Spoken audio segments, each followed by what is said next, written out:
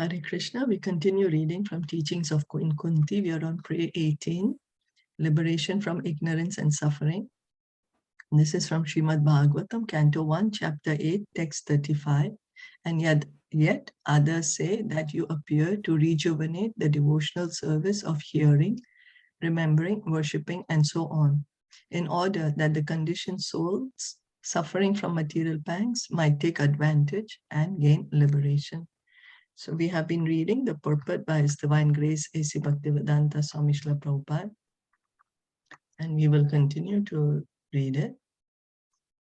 And we were hearing yesterday that we need to practice, because practice will make perfect. So if we practice remembering Krishna while we are alive, we may be able to remember Krishna when we give up this body.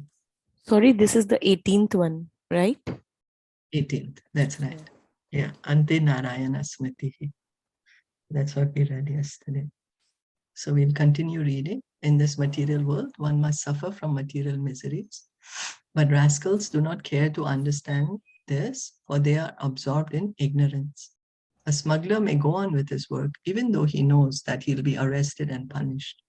A thief may know that he'll be arrested and punished for criminal acts. And he may even have been punished several times, but still he will commit the same crime again. Puna punascharvita charavananam. Why? Ignorance. He's so much absorbed in ignorance that he does not think. I'm repeatedly stealing and being repeatedly arrested and sent to jail to be punished. Why am I doing this? The result is not good. A person who's too much sexually inclined may suffer many times from venereal disease and have to undergo treatment, but still he will go to a prostitute again. This is Avaidha Stri Sangha, illegitimate sex. But even legitimate sex involves so many difficulties.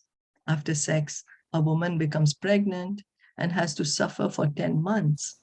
And at the time of delivery, there is also sometimes very great danger. And the father, after the child is born, must take care of the child and work hard to provide for its education. Therefore, the Vedic literature says, Bahu dukha bhajaha. After sex, legitimate or illegitimate, there are so many troubles.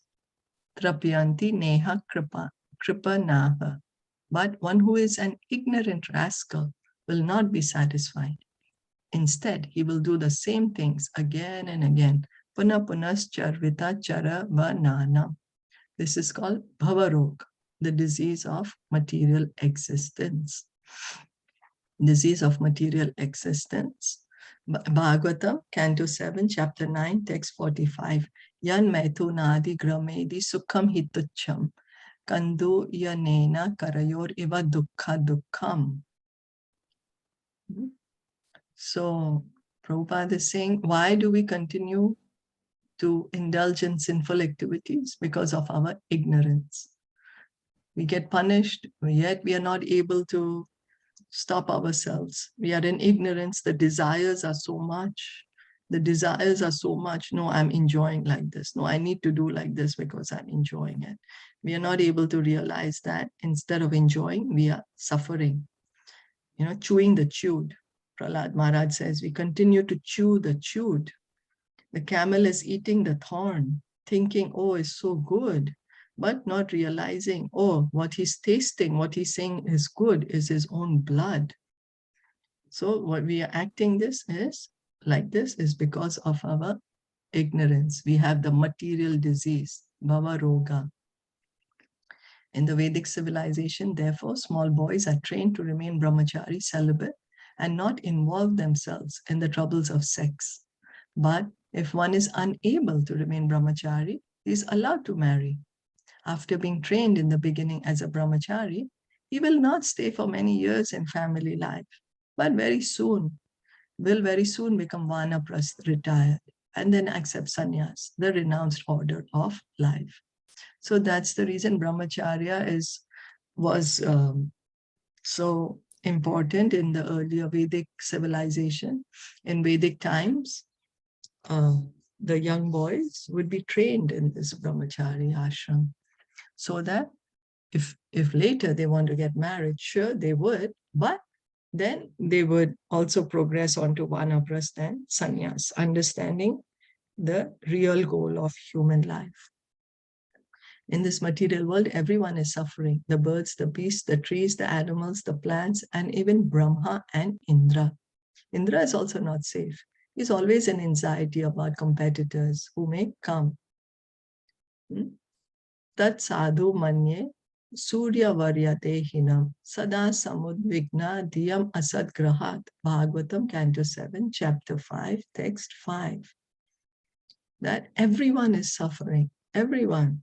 No matter, we may be right now in the body of a tree, a plant, we may be in the body of a bird, we may be in the body of a fish, or body of a human being, or even body of great demigods. Everyone in the material world suffers. As long as we find ourselves in the material body, we will continue to suffer because the material body is subject to the laws of material nature. The material body is subject to the laws of material nature. And the laws of material nature are very, very stringent, very stringent. Why is everyone in this material world always in anxiety? Avidya kama karma bihi. Because they are rascals. Therefore, Krishna stresses, you rascal, give up all your nonsense and surrender unto me. This is Krishna's very good mercy. He's the Supreme Father. Therefore, he directly says, Sarva goya tamam. This is the most confidential knowledge. Sarva dharmam parityagya mam ekam sharanam braja. You rascal, give up everything and simply surrender unto me. So Krishna says that in Bhagavad Gita, the confidential knowledge of Bhagavad Gita, he says, give up all varieties of religion and just surrender unto me. I will deliver you from all sinful reactions. Do not fear. He's telling us that you stop doing all what you're doing. You just surrender to me. And because we don't listen to Krishna, we are always in anxiety. We are in anxiety. Therefore, Kunti says, you have come to teach rascals like this and engage them in hearing, remembering, and worship. This is bhakti, Shravanam, Kirtanam, Vishnu. One should hear and chant about Vishnu, Krishna. But as soon as devotees begin to hear and chant about Vishnu, some rascal Swami will say, no, hearing or chanting any name will do. Why Vishnu? Why not Kali? In Bengal, there is a group of people who have invented Kali Kirtan, chanting the name of the demigoddess Kali. What is this nonsense? In the Vedic literature, there is no such thing as Kali Kirtan. Kirtan means Shravanam, Kirtanam, Vishnu, hearing and chanting about Vishnu, Krishna. The Vedic literature recommends Hare Nama, chanting of the holy name of Hari, Krishna, and no one else. So bhakti begins by hearing, chanting, remembering. And so Kunti Maharani saying, you came personally to teach everyone about bhakti, to engage people in hearing and chanting your glories. But Prabhupada is saying, we say hear and chant, then people will say, okay, you hear and chant about some demigod or demigoddess. But that is not recommended in Vedic literatures. Vedic literatures, hearing and chanting is hearing and chanting the names of Lord Vishnu or Lord Krishna. That is what Vedic literature recommends, not the chanting of the demigoddess Kali. He's saying there is no such thing as Kali Kirtan.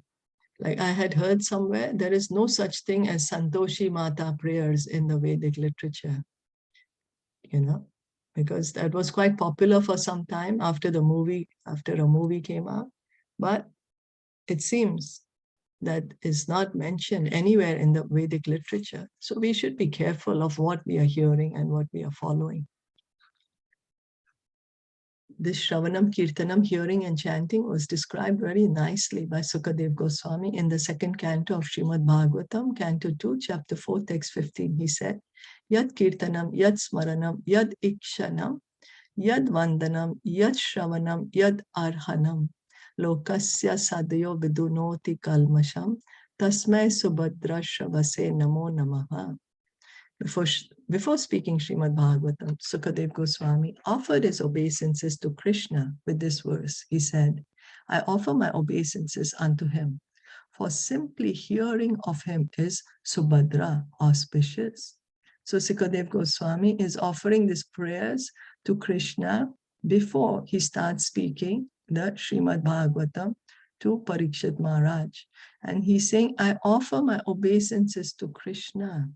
Just by hearing about Krishna is auspicious for everyone, the hearer and the speaker, the listener, everyone, the audience.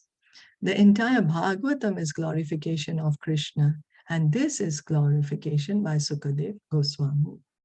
He says that one can be perfectly purified if one either glorifies Krishna, meditates upon him, or simply sits before the deity of Krishna and sees him thinking, how nicely dressed is Krishna, how nicely dressed is Radharani. If one has no ability to chant, or if one's mind is so disturbed that one cannot fix it upon Krishna, one is given this chance. Here is the deity, simply see him. If one is engaged in the service of the deity, there is a good chance of always seeing him 24 hours a day, while cleansing the floor of the temple, while dressing the deity, while bathing the deity, or while offering him food. One will always see him. This is the process of devotional service. But people are such fallen rascals that they do not even go to see the deity. Oh, they think, what is this deity worship? It is idol worship. They may worship the statue of Gandhi or someone else, but when asked to come to see the worship of the deity, they will say, no, this is idol worship. So Sukadev Goswami is saying, just by hearing about Krishna, by remembering Krishna, by seeing the deity of Krishna, by chanting Krishna, one is purified, one becomes auspicious.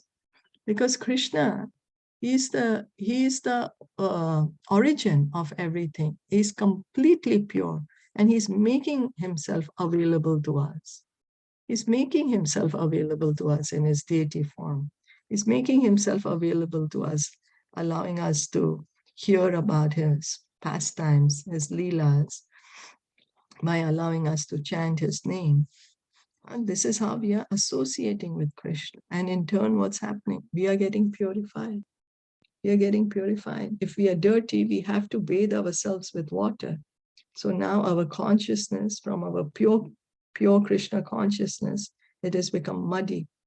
It's become material consciousness. So the only way to purify it is, again, associating with Krishna. And so here Prabhupada is saying, if one is not able to chant, then worship the deity, see the deity. But just by seeing the deity, by appreciating the deity, we get purified, we get benefit. Just by seeing, oh, how beautiful the deity is dressed, how beautiful is the deity worship, or worshipping the deity, cleaning, bathing the deity, dressing, offering him food, one gets purified. This is not idol worship. This is Krishna himself. This is deity worship, not idol worship. So we'll stop here for today. Are there any comments or questions? No.